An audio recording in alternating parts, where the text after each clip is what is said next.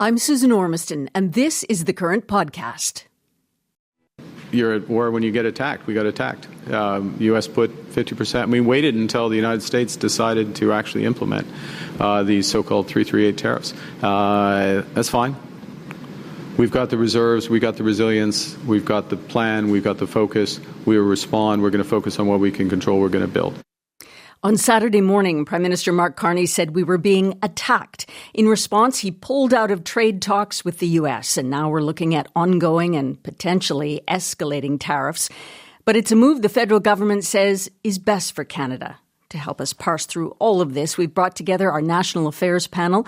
Catherine Cullen is the host of CBC Radio's weekly show, The House, and Ryan Tumulty is a political reporter with the Toronto Star. They're both joining me from Ottawa. Catherine, Ryan, good morning.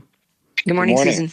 Well, what a weekend, really. 11:30 on Friday night, Catherine, it seemed like there was going to be a deal. And then the U.S. trade negotiator called a press briefing from the White House, and we learned that Canada had walked. What happened? It's one of those moments in politics, Susan, that it makes you gasp. I mean, I woke up Saturday morning early, and I was like furiously rubbing the sleep out of my eyes, trying to figure out what the heck I was seeing on my phone, what had happened overnight. We have had an accounting from both sides of this conversation now. There was a sense that things were really barreling towards the conclusion all week. It seemed to only be a matter of time. But Prime Minister Carney says that last-minute changes to the terms that the U.S. proposed were, in his words, unfair, uneconomic, and I think this is important, called into question the reliability of any deal. Now, not surprisingly, the Americans take a different view. They're not saying, hey, we pulled the rug out from under the Canadians. They're suggesting it's the Canadians who are at fault here. U.S. Trade Representative Jameson Greer said that Canada declined to finalize an agreement, but that Canada made new demands and walked back. So they're essentially both accusing one another of negotiating in poor faith, but it's clear that what was left on the table was not working. And Mark Carney, I think, really tried to make the argument the other day that ultimately this was his decision, that there was some agency on the part of Canada. They looked at what was in front of them and they said, this will not stand. We don't have to agree to this, and we will not agree to it. Ryan, I was working throughout the night on Friday night as there was a lot of finger pointing between midnight and 2 a.m. What were the breaking points that let Carney say it was uneconomical? Yeah, there were a couple of things. So we've gotten some specifics from the Prime Minister. I think generally this was a case of the U.S. asking for more than we could provide. That's what the Prime Minister says. But, some of the examples he gave, there was going to be this continuing tariff, albeit at a lower rate, on vehicles from Canada going into the U.S., but the U.S. wanted the higher tariffs that they've been imposing to continue to be imposed on bigger trucks. The Prime Minister giving the example of the Ford 250s and 350s, those much bigger commercial pickup trucks, they still would have been subject to these high tariffs. He talked about the U.S. really putting in language that would have limited our ability to make new trade deals. And the whole sort of Carney approach to this problem is yes, to get a good deal or as good a deal as we can get out of the Americans, but to also start shipping goods to other places around the world, to stop being so reliant on the U.S. So, the U.S. was starting to structure a deal, it sounds like, that would have made it impossible for Canada to prosper in a different way. Catherine, where does this leave Canada? I mean, it's clear there are no new negotiations scheduled at this point. I mean, first and foremost, we have to say the severity of this news from an economic standpoint, right? The tariffs that the U.S. had threatened are now in place, 50% on a whole swath of Canadian goods, about $28 billion worth. So there are immediate economic impacts. We've all been talking to various businesses who were fearing this moment, very hopeful for a deal. Well, people are making very difficult choices right now, potentially business owners about what to do because they simply cannot afford to keep selling their goods if they are facing this kind of 50% tariff. Canada is now preparing retaliatory tariffs that are scheduled to come into effect September 8th. Prime Minister Carney has said dollar for dollar, and it's worth noting, not just on this new 50% tariff. We're going back to what are now broadly known as the 232 tariffs, as we all become more and more familiar with the specifics of Canada-U.S. trade talk. But those are the sectoral tariffs, right? Aluminum, autos, forestry products, steel. So Canada is preparing a pretty big punch back, but part of what is going to happen with that, Susan, is not only are those retaliatory tariffs also going to create economic pain for Canadians, the Americans were pretty quick to say that they will then present a new set of options to Donald Trump to further escalate. So there is the possibility of a sort of downward economic tit-for-tat spiral here that would be quite bad for Canadians. I don't want to get the cart ahead of the horse. I think we're still waiting to see what kind of economic supports the government is going to put forward for businesses, precisely how much Donald Trump is really engaged in all of this and what he intends to do. But it is a very serious moment, and the space between the two sides does seem to be growing. Catherine, just following up on that for a moment, September 8th is some days away. Is there any chance that was strategic to allow some cooling off time and maybe have talks in the interim? I think there's absolutely a chance. This is the thing I've been thinking a lot about, Susan, and I would say there's sort of two parallel arguments that you're hearing out there. One is, yes, exactly that there's a bit of time here. It gives a possibility for things to get restarted. But I think you also have to look pretty clearly at what was said on Saturday.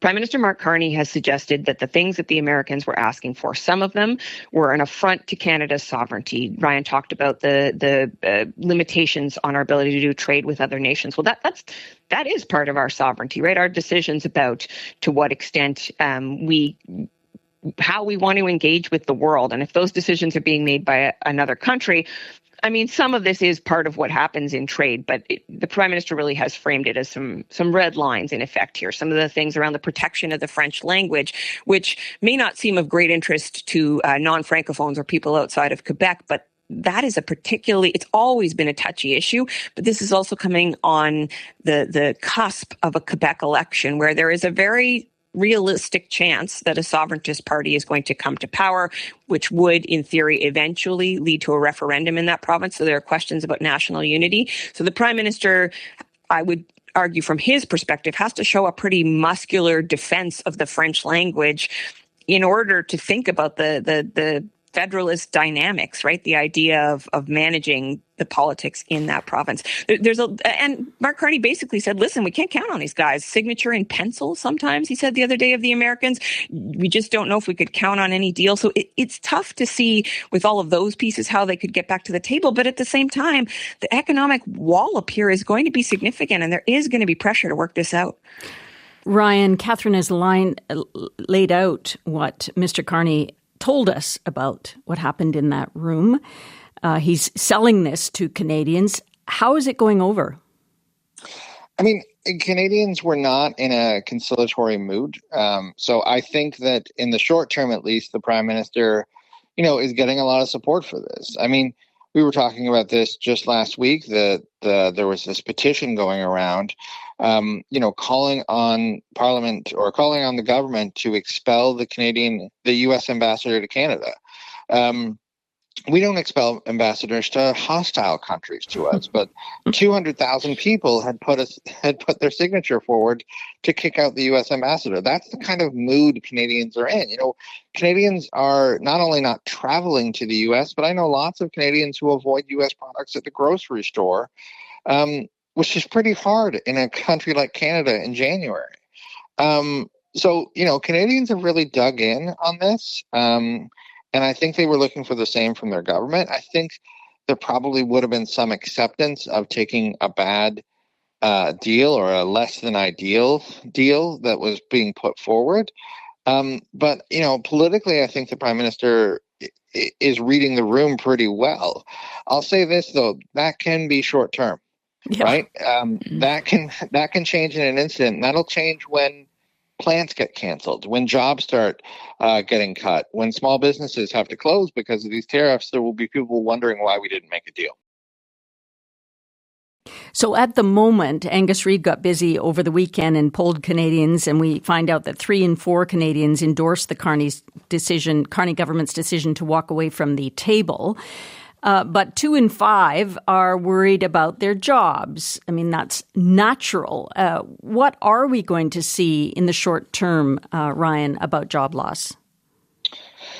I think that's hard to know without knowing what the retaliatory tariffs are going to look like and without knowing what kind of compensation package the government might be bringing forward to businesses. The Prime Minister has talked about the coming budget, the fall budget, being something that has a lot of support for business. He sort of hinted that, and in his address Saturday, that they would be going beyond what they did last year in terms of helping businesses get through this. So it's hard to know. But what I would say is different about what we're about to experience compared to what we have experienced is over the last year, we have seen these sectoral tariffs on steel, on aluminum, on autos, on lumber. By and large, that is a tariff on big industries and big companies. There's really no such thing as a mom and pop aluminum smelter or a local neighborhood steel mill. These are big businesses. And in some ways, that makes it easier for the Canadian government to support them, to get under them a little bit and help them transition. These new round of tariffs are hitting, people who make honey and beer and wine, wig makers. Yes, they're also hitting the lumber sector and the dairy sector again. But these are small businesses, and they may not have the same room to adapt to these new tariffs that some of these bigger firms did over the last year. I want to bring in a few comments, including from the Ontario Premier over the weekend, because Doug Ford had been a bit silent in the days leading up to the final breakdown. But here's what he said on the weekend. Let me tell you about President Trump. President Trump is the type of person that would steal your lunch money the first day. He'd steal the toque off your head the second day. And the third day, he'd steal your running shoes. So every province has a different view on these tariffs because of their position industrially. But Catherine, walk us through, what are we hearing from premiers? Well, I think there were a lot of striking things about what we heard from the premiers once this news came down from the federal government. One, I would say, is relative unanimity at this point, right? Everybody is saying Canada should not have signed a deal that would sign away pieces of its sovereignty. Team Canada right now, this isn't the situation we wanted to be in, but we are going to try to meet the moment, support businesses. I was struck, for instance, by Manitoba Premier Wab Kinew, who was one of a limited number of premiers who had weighed in as the deal was still in negotiations. And he was probably the one who went the furthest in suggesting that he didn't think that this was necessarily going to be a good deal for Canada, saying, Trump, in his view, is weak. Canada should keep fighting. But he was very clear when he came out on Saturday, 100% for support for the Prime Minister on this move. The premiers are 100% united. Again, I do think that even though everybody seems to essentially be on the same page at this moment, that does not mean that we are free from pressure or debate going forward. I note, for instance, Quebec Premier Christine Frechette, when she made her comments about her reaction to the deal. And again, she is essentially in campaign mode. The Quebec election has not officially started. She is, in fact, doing an event with Mr. Carney later today. But essentially, the campaign has already begun. And she was very clear that she was going to put a lot of pressure on the federal government to step up. I mean, it's hard not to see that in a political lens, that this is going to be a key piece of the Quebec election. And Madame Frechette is going to try to show herself as a muscular candidate who is willing to put pressure on the federal government, because goodness knows that the Parti Québécois has never shied away from doing that. So it's going to be a bit of an election, football, I think, in Quebec. Ryan, I also want to bring in Pierre Poilievre's position and just remind us what he said last week before the deal was called off. We might see a large sucking sound of Canadian jobs moving south of the border. We cannot accept the deindustrialization of our economy. So what have we heard from Poilievre since the breakdown of talks, Ryan? Well, I know he's making a call just this morning to have Parliament recalled to get into all of the details of this deal that we didn't take and wanting to know what the course forward is. I think what he was saying last week is potentially accurate. A bad deal, a deal that doesn't allow Canada to profitably sell automobiles, for example, would have been really bad for this country. A high tariff, a high permanent tariff on autos, that would have led to what the U.S. administration says it wants, which is the end of sort of auto production in Canada, all auto production brought back to the U.S. So there's definitely a lot at stake here. I think it is interesting to see Mr. Poilievre's tone and stance change over time. Certainly, I think he has become much more anti-Trump in the last year, and part of that is just watching the U.S. president do what he's doing. But there's also a lot of polling data out there that says that conservative supporters who used to be fairly supportive of Trump are becoming less and less so all the time. So I think he has a bit more political room than he might have had a year ago. And speaking of Trump, he was a little late to respond to all this. Normally, we might expect him to post something on his Truth Social quite quickly, but it took till Sunday for him to come out. But here's what he posted on Sunday, saying, quote, "Canada wants the benefits of being a state without being one. They have also charged our great farmers for many years massive amounts of tariffs. No more, triple exclamation mark," in quotes. Catherine, in just a line, are we going to hear more from Trump on this? I'm sure that we will, although I will say, Susan, no all caps anywhere in that statement, which I think on the Trump-o-meter counts as restrained. But I don't think that should give Canada, a great sense of comfort. Who knows is really always the answer when it comes to Donald Trump. Before all this, we're going to talk to you all about the important by-elections coming up in a week. And in just the 2.5 minutes we have left, there's 3 by-elections, one in Quebec, one in Toronto, and one in BC. So, Ryan, this is going to be a fight. The Prime Minister has to keep his eye on those. What do you think the political calculus is here? Well, listen, I think the Toronto and Vancouver by-elections, just because we're short on time, I will say are pretty safe Liberal seats, and I pretty much expect them to stay there. Obviously, the numbers might go up and down a little bit, and we'll get a sense of the party's strength in those two communities, but I think they're holding those seats. The one I am watching, the one I think the country is going to be watching next week, is in Chicoutimi-Lafort in Quebec, where some of these trade issues really play hard. To give you an example, the U.S., one of the demands the U.S. has long had is a change to how we deal with dairy in this country. Our supply management system and the high tariffs we have that keep out American milk. The Liberals are running a dairy farmer. They are running someone who's not only a dairy farmer himself, but he's on the industry association or has been in the past. So, those trade ties are important. And I actually think, had the government signed a deal that opened up dairy access, that might have cost the Liberals that seat right there. It's a tight 3-way race, so it's going to be a really interesting one to see where it lands next Monday. Very important context here. This trade is swirling around with politics all around the Prime Minister. Catherine, last word to you.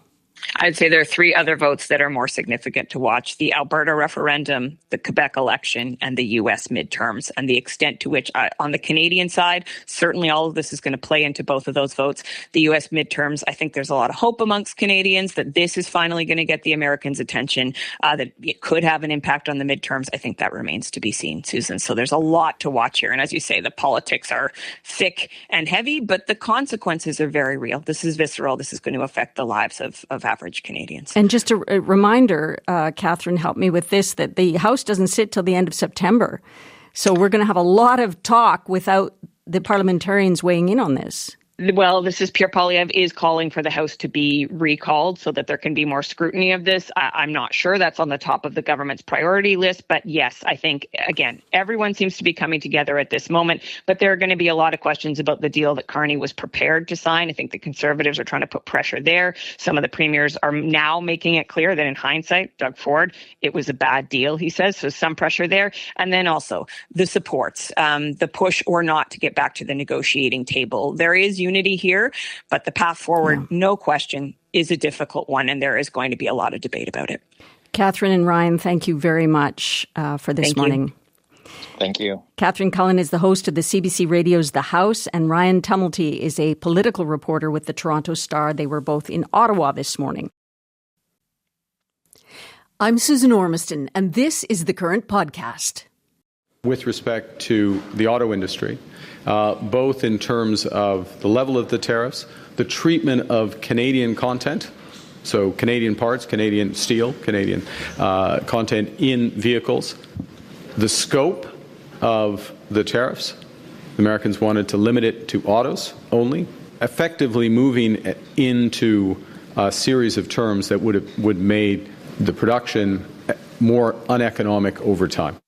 Mark Carney says there were 3 central reasons for backing away from a deal with the U.S., and we'll get into the others in a moment. But first, what he did speak about, Canada's auto industry has been in the crosshairs of this trade war from the start, and once again was a big part of what happened over the weekend. Flavio Volpe is the president of the Automotive Parts Manufacturers Association. He also sits on the federal government's Advisory Committee on Canada-U.S. Economic Relations. Flavio, good morning.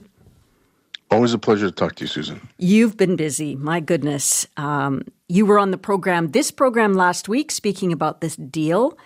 As you understand it, what happened at midnight on Friday? Well, I think to put it in layperson's terms, we went into these negotiations in good faith and made high-level commitments to each other that away from the table, away from the chief negotiating table, you have dozens of officials that then go and put together the text. So we're working at a quick pace, and I think we knew this over the last 4 weeks that a lot of work needed to be done. When Minister LeBlanc says still lots of work to be done, he didn't necessarily mean him with Jameson Greer. He meant the dozens of officials that had to write up the text. So as the text started to crystallize, we started to see that the American interpretations of the key principles weren't the same ones that we had, and that maybe it wasn't the same principles in spirit as what was agreed at the table. And so, you heard the Prime Minister talk about a series of different things, but he talked about them at a high level, like Canada was not going to give up its ability to have other trade relations with other countries without consequences from the U.S. We're an independent country. Things like, hey, look, we're going to protect our French identity and culture and our ability to work that into everything that we do in Canada. Well, those were tied to really specific terms in paper that said, look, in this field, at this time, this is how we want to work. And in automotive, where this started to fall apart was, first of all, the 25% tariff going down to 15% still was 2.5 times the profit margin of the companies that make cars in Canada. So you start to work out what the details, what can be excluded, how do you work down to an actual effective rate that's under that 6%? And I think they discovered in the last couple of days, or maybe in the last day, the Americans did not intend to include medium and heavy-duty trucks. And why is that so important? Yeah, that sounds like we're talking about fire trucks and garbage trucks, but what we're talking about is the pickup trucks that are about to be manufactured at massive scale in Oakville, Ontario, in Ford's plant. There'll be 3,000 people making those parts, and there'll be those cars and 9,000 people making the parts. And that's billions of dollars of investment by Ford. And the same thing for the pickup truck plant in Oshawa for General Motors. There's an engine plant tied to that Oshawa plant in St. Catharines, and there's an engine plant tied to the Oakville plant in Windsor. And right. The tariff was going to be so high in those places to not make that product viable. There's probably 20 to 20,000 jobs tied to those two products. So, Flavio, from what you understand, why would the U.S. try to carve out medium and heavy trucks from any deal that they were proposing to Canada at that stage? Well, I think there's a two-stage answer. One is, for the most part, those are the highest-selling vehicles in North America, especially in the U.S. Ford F-Series is about 950,000 F-Series trucks, the F-150s that we all see, the 250s, 350s, heavy duties. They are the lucrative, higher profit margin products. They are the flagship products of the North American experience. And Secretary Lutnick had entered the room a couple of days before the deadline. And remember that, he's the one who's been on record, especially hardline with the president's objectives to get car production out of Canada. And so they knew that one exclusion was going to hit 2 of our 7 auto assembly plants, plus the 2 engine plants that we have. It's not new. What I think was a new discovery as we got towards the final paperwork was that, what we had agreed in good faith, and even that was going to be very, very tough to manage.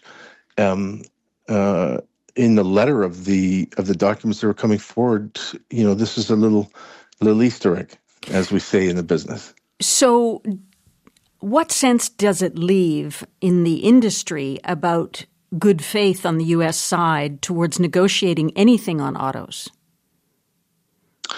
Well, I think good faith left the room at the beginning of this trade fight.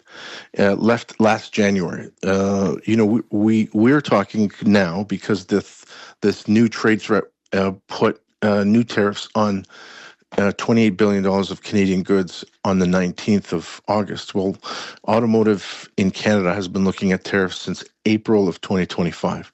So I don't think any of us has any illusion about good faith. The president, his commerce secretary, lots of other people who get the mic in the U.S. say they want to end car production in Canada. So I think what it tells us overall is, as Team Canada sits down with the U.S., unless we can do it like we did formal, bilateral, trilateral negotiations, chapter and verse on our trade agreement, like we did on the NAFTA renegotiations into the USMCA, we should think real closely about whether we want to go back into USTR for 3 weeks on their turf to do it this way, because when it comes down to it, they've shown us that we have to read every single piece of punctuation, and we have to think about what they've done with Korea and with Japan and the UK and the EU, which is sign real tough agreements and then backtrack on their commitments.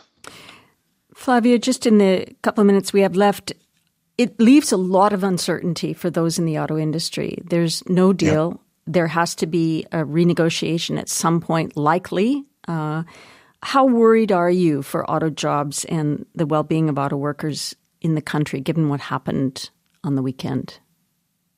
Well, I've been saying for a year and a half that, unfortunately, for regular Canadians that drive to work, that are walking into the plant, that they have to go by people like you and I, journalists and advocates, and to go to work and then come home and just spend time being, regular human beings. They don't have that choice. They become political. Their jobs have become political, which is nuts, because everybody's got anxiety. And the anxiety is, look, I've signed up for working in a sector that is the big leagues of manufactured goods. Everybody wants to be in the business. The Americans are not chasing us because they want to be out of the business. They want to hoard it to themselves. And the Chinese are chasing us because it's the place to be. So you're in the business that's the place to be, and you don't know that where you are will be the place in a year or two. There's a lot of anxiety, and there's a lot of anxiety for the hundreds of Canadian companies that are the unnamed automotive suppliers that are Canadians who are investing, expecting a return on investment, and they want to do it in Canada. We don't know what the future looks like. We do know what the present looks like. There's a real unity between the labor movement. We work very closely with Unifor and Lana Payne and her team, and all of the Canadian executives and investors and regular hardworking Canadians who are part of the Automotive Parts Manufacturers Association, the Canadian vehicle manufacturers, and we say, we will fight for these jobs, our past, present, and future, until the last whistle. Until the last whistle. Well, hopefully we're not at the last whistle yet. Flavio, thank you very much. Thank you very much. Flavio Volpe is the president of the Automotive Parts Manufacturers Association. He also sits on the federal government's Advisory Committee on Canada-U.S. Economic Relations. Canada will match Washington's new tariffs dollar for dollar in order to protect Canadian workers, farmers, families, and businesses. Our response will be concentrated in sectors such as steel, dairy, appliances, agricultural equipment, pulp and paper, and electronics. Prime Minister Mark Carney again threatening the U.S. with tit-for-tat retaliatory tariffs to come. Carlo Dade is the Director of International Policy and the New North America Initiative at the University of Calgary's School of Public Policy. Carlo, good morning. Good morning. Quite a weekend. Was this the right move for Canada to walk away? I think it was the only move. It's also a precedent set by the other countries, the 22 other countries that have gone through this process of negotiating new trade rules with the Trump administration over the past year. Walk away when the deal changes at the last minute, which it has in the majority of those deals, and come back with new offers to work with the Americans. Our situation's a bit different than some of those other countries. We appear to have been closer on tariffs, but further away on other issues, as you just heard from Flavio. So Flavio laid out the concerns about the auto industry. How would you describe the stakes now? We heard about the uncertainty for Canadian auto going forward. Right. Well, the auto industry is a particular issue. We're closer to the United States, obviously, than is Japan or Korea. They were able to negotiate tariff reductions down from 25%. It doesn't appear that we're going to get a number that will work for the auto industry. And Flavio particularly mentioned light trucks, which is a particular issue for us vis-a-vis the Americans. But the issues that we have go well beyond just tariff numbers and numbers for trucks. The issue we face is our ability to negotiate other trade agreements with other countries besides the U.S. without the U.S. having a say in what we do. We don't have specific details, but we've seen in some of those other 21 agreements the Americans have recently signed restrictions that would be problematic for Canada. Carlo, one of the things that perhaps was new for many Canadians in the Prime Minister's remarks on Saturday morning was the description of the two other major concerns that ended in his telling his negotiators to come home and ending the talks. And one was disagreements over French language rules, and the other was our ability to make trade deals with other nations. As you hear the words, how do we make sense of what that was? We don't know exactly what he's talking about. What do you know? Pretty much what everyone else knows. We're still waiting to get a specific text. But again, we do have text from the 21 other agreements and the negotiating process there. And that doesn't tell us what happened here, but it sets the parameters. We can kind of guess within established facts and evidence from what happened before. On the negotiations with other countries, 2 points. Those have ranged from, I think the most stringent was the deal the Americans signed or twisted Malaysia's arm into signing, which essentially is similar to what we had in Kuzma, but expanded beyond countries that the U.S. considers to be non-market countries, i.e. China. In the Malaysian agreement, the Americans basically said that Malaysia had to align with U.S. economic security policy in any other agreement it signed, and if it didn't, the U.S. could end the agreement, effectively giving the Americans a political, if not a psychological, veto over Malaysian trade policy, or at least, undue influence over Malaysia's ability to negotiate other agreements. If that's what the Americans had on the table, then obviously that's going to be hugely problematic for us. Obviously. And why do you think the Americans would think that Canada would go with that, given the last year of Mark Carney's traveling around the world trying to get new trade agreements on Canada's terms? Well, maybe it's because Mark Carney was traveling around and the Americans feel they have less negotiating power. But look, 21 other countries have taken some form of that. These include the EU, UK, Japan, Korea. So the Americans have a track record that would inspire confidence. Also, if you look at the Kuzma agreement, we essentially accepted something similar.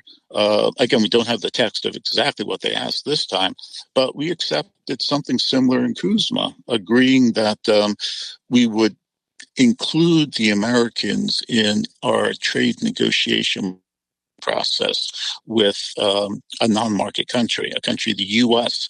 defines as non-market country. Non-market country is a term only used by the Americans. Everyone else uses non-market economy. So that language was telling. But we told the Americans we would give them advance notice, we would share negotiating text with them, and the Americans said that they could leave Kuzma if we signed an agreement with a non-market country. That's something the Americans could have done anyway. There's always the ability to say, I'm leaving, here's 6 months notice, and give whatever reason you want. But we kind of established a principle for this earlier on in Kuzma. And one last quick point. The problem with that was we agreed, and then 5 minutes after we signed Kuzma, the Americans turned around and signed their own agreement with China that gave American agricultural producers distinct advantage over Canadian exporters.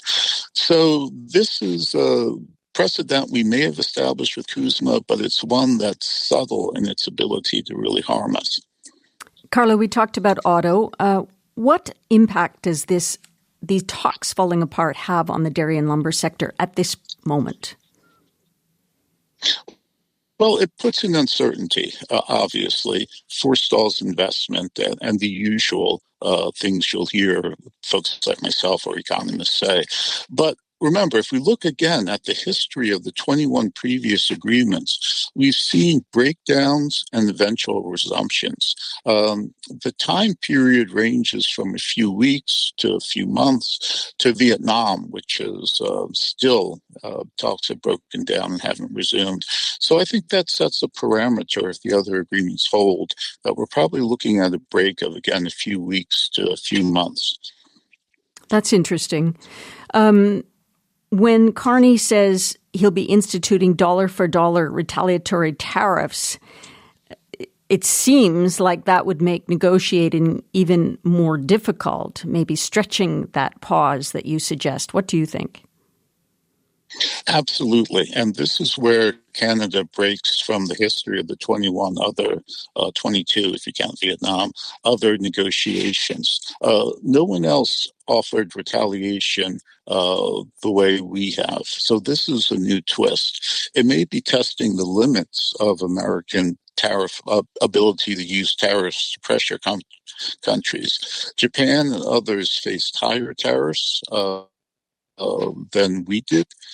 We have the highest tariffs, 50% or higher than I think anyone else faced. So this may be looking at the limits of America's tariff authority as they prepare to go after Mexico and go after the next 21, 22 countries on their list for bilateral negotiations. It also will be testing, of course, Canadians' willingness to withstand higher tariffs. I mean, we're talking about $28 billion worth of Canadian exports, now 50% tariffed. What can Canadians expect on their bottom line as we start to feel this in the short term? That's a good question. I haven't run the numbers for the Canadian impact, but I did run the numbers for the American impact. And right now, and again, remember that about 37%, I guess now it's going to be closer to over 40% of everything Canada sends to the U.S. by value faces a tariff, the Section 232 tariffs in particular. The impact of those tariffs, charges on goods entering the U.S. from Canada, impacts the average U.S. household to the tune of about 7 to 25 cents a day, $25 to $90 a year for the average American household. So in work we've done in the States, we were just down in Colorado doing extensive surveying and interviewing. The tariff impact from Canada just isn't showing up. It's the tariff impact from China that Americans see. So despite the politicians in the U.S. saying that and business community saying this impacts Americans, talking to Americans, asking them about their household incomes and what they see every day, tariffs on Canada aren't registering. That's interesting. How much tariffing do you think both countries can endure? I mean, you've described it now as not being hugely impactful for Americans at the moment. But at what point does escalation reach a stalemate? When is it too much? I don't know, but our interviewing, surveying, and polling pointed out that 87%, and this was in Colorado, 87% of the folks are most concerned about affordability. If you think about that, 87%, even those who may be better off are still worried about the issue. So there's potential for this to come out politically, or if it does start to have a noticeable impact, to really move the politics in the U.S. at the grassroots level.